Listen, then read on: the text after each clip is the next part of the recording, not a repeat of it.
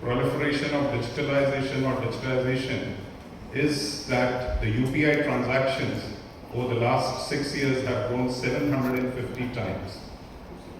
And one of the important things is that UPI is again an application which almost each and every customer or citizen needs. And I would say that is a strong factor which would augur well for the penetration of 4G to grow from 66% upwards, because without a 4G coverage you will not be able to do a UPI payment, which is a very convenient way of transacting today. While UPI is the most telling statistic, the other areas which are driving this growth are e-commerce, increasing smartphone penetration, growth of data centers, and in general you are seeing that the data is kind of exploding all across the country to various applications.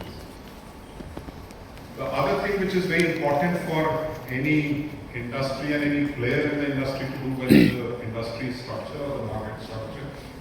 You're all aware that we were in a situation where we had 10 or more than 10 private players at one time. The Indian industry was very competitive at that time, but the challenge was that with so many players, they were sharing a part of the pie, where no other country in the world had so many players.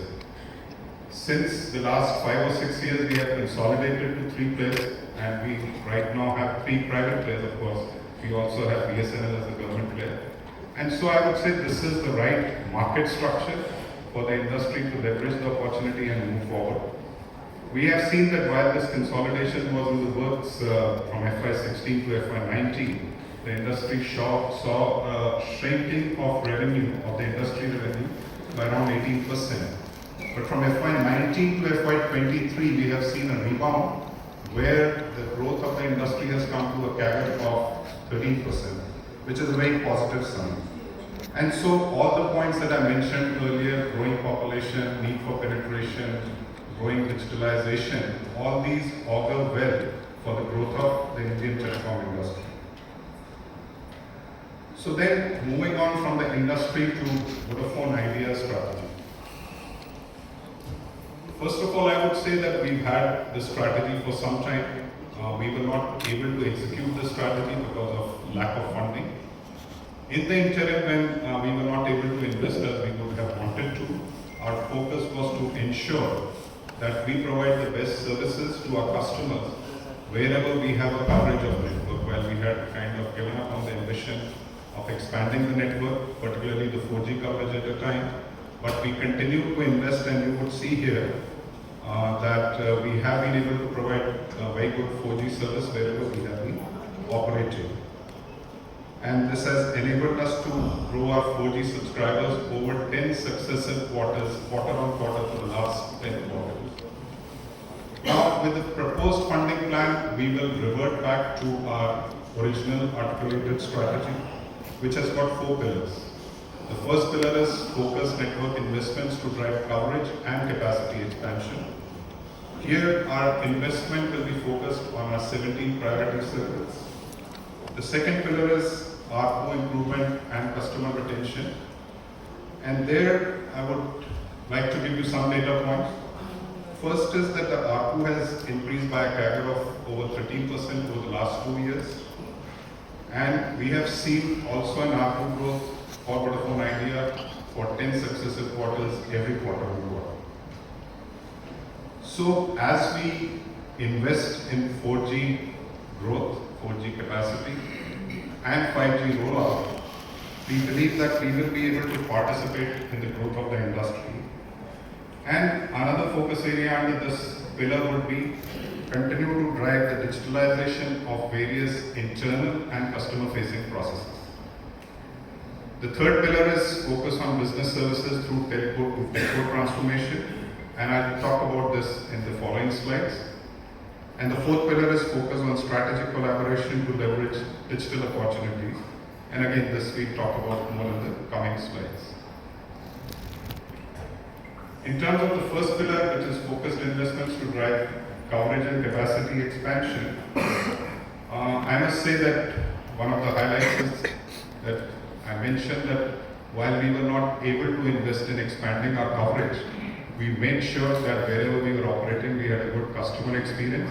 And you would say that in the last 4 years, our data capacity has increased from 25 petabytes per day to 82 petabytes per day. So we have continued to invest in capacity growth to address the growing traffic demand of our customers wherever we were having a coverage already.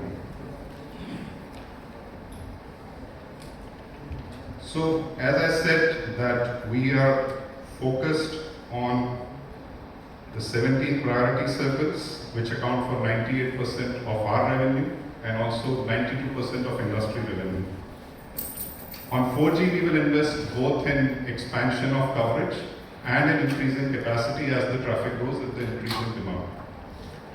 In terms of 4G we will also be rolling out 4G on 900 megahertz where also we had started investing but those investments were curtailed due to lack of funding in between. On 5G we intend to cover 40% of our revenue base in the next 24 to 30 months. And we will also focus on small cell deployment in large metros and cities because that makes a lot of sense there. So this would be our overall investment hypothesis. Now, one of the important things to understand, and this is very critical, is that while we have not yet invested in a 5G network, we have a network today which is built on 5G ready architecture. And if I were to give you some of the highlights here, in the radio side, 90% of our TDD radios are 5G ready. All new basebands which we have procured over the last 3 years are 5G capable. We have completed the 5G MRO application in 4 circles. And in our testing of 5G, wherever we have done, we have achieved speeds of 9.8 Gbps. So the testing has been done and we just need to start deploying based on the tests that we have already done. In terms of core, we have a pan-India 5G NSA capable core network. And NSA, as you may know, is a non-standalone. 5G has 2 kinds of rollouts, non-standalone and standalone. Our network is today, the core is capable of doing the 5G NSA rollout across the country. On transmission, 90% of our optical endpoints are 5G ready. And we have also done IP intensification in our major cities, which again is a requirement for 5G. Moving on to our second pillar, which is build customer preference and trust. As I mentioned, this brings the strength of 2 erstwhile brands, VODAFONE and Idea. And I'm sure all of you remember the Puck, the Zuzus, the What an Idea Sergi, and the Honey Bunny tune. And I do believe that we have a strong brand and a very strong brand loyalty, which will further help us to grow as we get back to investment. Our latest campaign, Be Someone's We, has also evoked a very positive response from all the consumers and the larger audience. And we will continue on this very successful journey of creating a strong brand and generating brand loyalty. Next in this is the ARPU growth. Now, as you would see that today, given the lack of our 4G coverage, 42% of our subscribers are still 2G subscribers. This is a bit of a reason why our ARPU is lower compared to competition. But this also provides us a big opportunity of improving the ARPUs by upgrading these subscribers. And as has been shown on the right side, today if you see the ARPU improvement when a subscriber moves from the non-ULD or the non-unlimited data category to the unlimited data category, the ARPU improvement is 3 times. So that is a strong opportunity. And besides this, we also have opportunity to drive the ARPU by way of additional content being sold, additional agencies, which is becoming a big market as telecom becomes the largest vehicle of digital distribution across the country. The next driver of ARPU growth would be to say that the tariffs have been below a level where the industry can return its cost of capital. As I mentioned earlier, Indian ARPUs today are the lowest in all major countries in the world, and 1/3 of China, which is a comparable country. As you would see from the graph here, the data usage has grown by about 82 times over the last 7 years. The voice itself has grown by about 2.6 times over the same period. However, the ARPU has grown only by 1.24 times. So I think this is a common understanding that the ARPUs need to go up, largely tariff corrections are required, and so that the industry can get to a point where it is generating sufficient returns to be able to make future investments. Now, as I mentioned that to improve our ARPU, we have to focus on what is the best for customer experience, and there we also have a lot of focus on digitalization of customer services. So we are currently focused on digitalizing any interface that we have with the customer. So today I am happy to inform you that 50% of our service requests, whether it is a complaint or a query or an inquiry, they are all raised digitally and addressed digitally. We have a B priority where a dedicated service channel is provided for high value postpaid subscribers. So there are multiple interventions and initiatives to kind of provide the best customer service and make it more and more digital. In addition to digitalization of our customer services, we are also focused on distribution, which is a very, very important part of the Indian telecom industry. And we have taken the steps that each and every part of the channel, whether it is distributors, promoters, retailers, they are connected to us on an app. So we have apps like Empower and Smart Connect. These apps provide real-time information to all the parts of the channel. So whether it is the company employees, whether it is the retailer, everybody can see what is happening in the market. The real-time information is available. So it enables the channel players to execute in the market. It enables the company management team to monitor the performance and make corrections or take actions as required. So a lot of work has been done in this direction. And today we also have digital customer acquisition available in more than 100 cities, which means a person does not have to step out of his house and they will be able to get a connection in any of these 100 cities. So you do whatever is required to get done at home, and a SIM card will be delivered to you, you put it in your phone and it can be activated. If you happen to have an eSIM, then a physical delivery of SIM is also not required. So a lot of focus on digitalization. The lack of confidence when there were concerns about before the reforms package. With the round of funding, we will regain customers' confidence and we will see a much better growth, I believe, compared to what we have seen in the recent past. So that is there. We will focus on growing on existing revenue streams through growing the main connectivity business. IoT is a very strong pillar of growth and that would be one of our focus areas. And also we will continue to focus in other next generation services like cloud, edge cloud, security solutions and like. As I mentioned, IoT is a very strong and fast growing segment.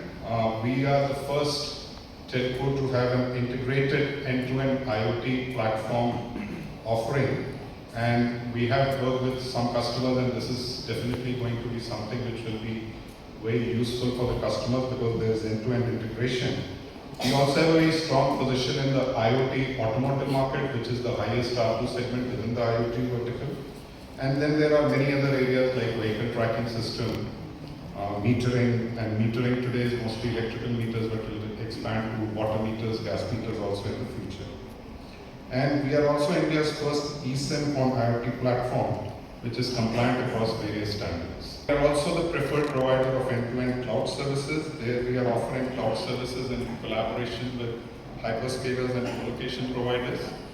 And also we manage and own the end-to-end solution of this delivery to the enterprise customer. So we become a one-stop center while we are providing this in partnership with someone, but the customer has a single point of contact to approach us for any solutions. We see multiple industry recognitions, including some international recognitions like the Asian Telecom Awards. And the one I would want to call out is the CIO Choice Awards, because it is an award which is given by the customers themselves. The CIOs of multiple companies cast their vote, and we have got 7 recognitions in the CIO Choice Awards 2024. Now moving on to the fourth pillar, which is digital and partnership. And again, a lot of work has been done here. We have different platforms to support consumer and enterprise customer needs. We are also working on deep integration with many partners. For example, we today provide credit scores to many NBFCs based on the data that we have about the customers. We are also providing authentication services to the same set of companies who can rely on our data to do the authentication of their prospective customers. And there are many partners which we are working on the field of digital, which is both global, national and regional content providers, and also e-commerce platforms. In terms of digital ecosystem, I mentioned in the beginning that we have a very strong proposition, and we have been evolving this and growing this.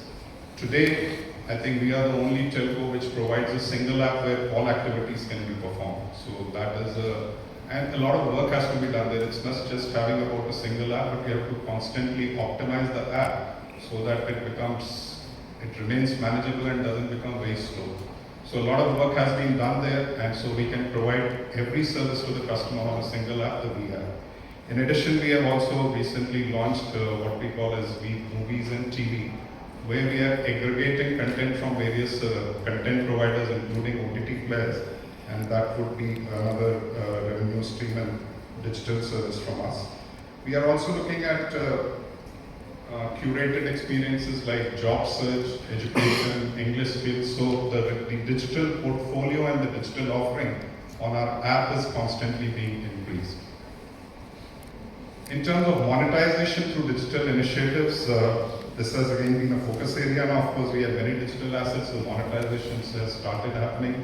This is a bit of a slow journey, but as I mentioned, we are offering credit scores and authentication services, which is a source of monetization. We also are using the data for targeted advertising, which has started giving a decent amount of monetization today. And we are also leveraging our digital reach to provide content, and also the digital marketplace we have launched, which again uses the reach, the digital reach of a telecom, where there is a lot of potential for future growth.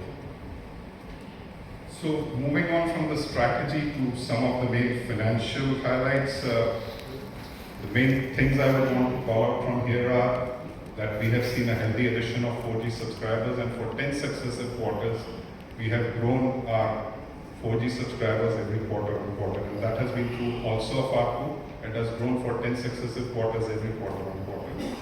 And we have also demonstrated over the last 10 quarters consistent revenue and EBITDA performance, despite the fact that we have made very little investment in this period. These are the financial KPIs, and the only thing that I would want to call out from here is that we have reduced our bank and financial institutions debt by about 17,000 crores over the last 2 years. And today, while there is a large government obligation, but if you look at the banks and financial institutions debt, as on end of February, it is less than 4,500 crores. A lot of improvement has happened on the balance sheet from that perspective. So, with this, I would just like to conclude my presentation and say that as far as this offering is concerned, number